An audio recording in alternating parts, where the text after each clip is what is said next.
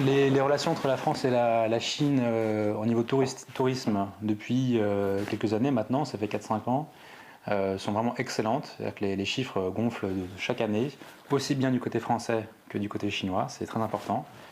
On a estimé à peu près en 2005 à 700 000 Français, ou 2006, ouais, 700 000 Français en Chine pour l'année, ce qui est beaucoup, et ça augmente depuis des années, ça c'est clair.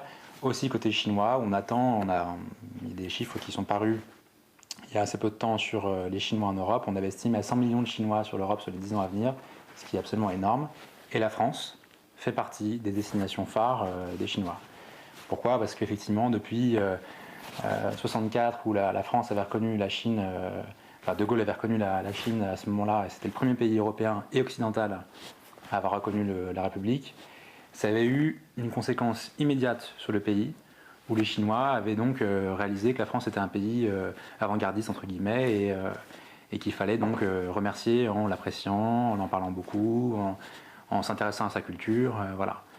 Donc, études de français, un intérêt pour le vin, par exemple, qui monte de plus en plus aussi en Chine, pour le parfum, pour les produits de luxe, voilà. Donc, la France est une destination à la mode en Chine, clairement. Et tous ces éléments-là, en fait, tous ces éléments-là, entre la reconnaissance en 64 et les relations assez bonnes depuis entre la France et la Chine, et les contrats qu'ont signés Sarkozy et la Chine ces derniers temps, ont fait que l'amitié franco-chinoise était vraiment excellente.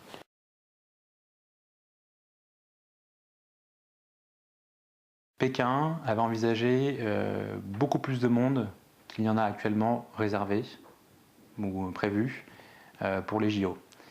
Ils avaient vu les choses en grand, donc ils ont bâti beaucoup d'hôtels. Il y a beaucoup de chaînes hôtelières qui ont prévu la construction d'hôtels pour 2008 justement, et donc pour les JO. Les événements politiques et évidemment la vision de la Chine récente, ou depuis 1 ou 2 ans, a fait que ça a freiné beaucoup les départs pour la Chine pour les JO. Donc on considère que le taux de remplissage de Pékin n'a pas du tout atteint l'objectif, c'est-à-dire du 80-90%, on doit être à 60 peut-être. Donc c'est extrêmement décevant pour Pékin. Et Pékin s'était arrangé pour bloquer un ensemble de chambres sur les grands hôtels, pour les revendre par la suite à des grands clients, ministres, hommes politiques, hommes d'affaires. Et on se rend compte qu'en fait la demande n'est pas aussi forte que prévu. Donc ils ont commencé à relâcher les chambres, les prix ont commencé à baisser. Et c'est vrai que c'est une déception par rapport à ça.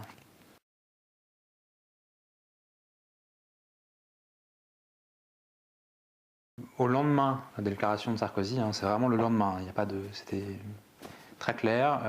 Le consulat a déclaré que pour avoir un visa, il fallait avoir une attestation de logement pour toutes les nuits en Chine pendant le séjour des Français sur place. Le billet d'avion, il fallait avoir donc le passeport bien évidemment, mais c'était beaucoup plus strict et sévère. Disons que c'est des consignes qui sont en place depuis très longtemps déjà, mais qui ne sont pas suivies par le consulat. Et là, ils les ont remises au goût du jour et ils les ont appliquées de manière extrêmement stricte et sévère. Et ce qui fait que ça a démultiplié le travail au quotidien des agents de voyageurs du monde. Les Chinois n'ont vraiment pas compris du tout pourquoi on est arrivé à ce passage totalement chaotique de la flamme à Paris. Et ça a clairement totalement freiné les relations touristiques entre la France et la Chine.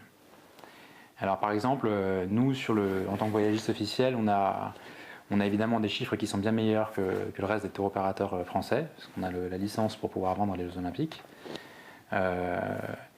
Donc on a à peu près prévu entre les groupes et individuels, nous, dans les 1300 clients, 1400, présents en Chine via Voyageurs du Monde pendant l'été 2008, pendant le mois d'août.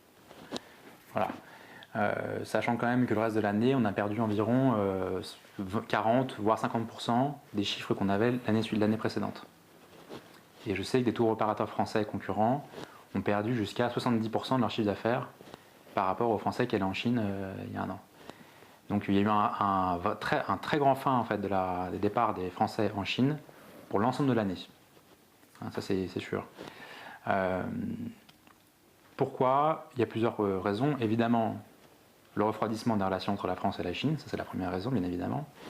Mais aussi la crise de froid, la vague de froid qu'il y a eu fin janvier dans le sud de la Chine, le tremblement de terre au Sichuan, les épidémies à Pékin, les problèmes de pollution, la presse française anti-chinoise, il faut clairement le dire, depuis plusieurs mois maintenant, tout ça a fait qu'on a freiné les touristes chinois, les touristes français en Chine depuis des mois.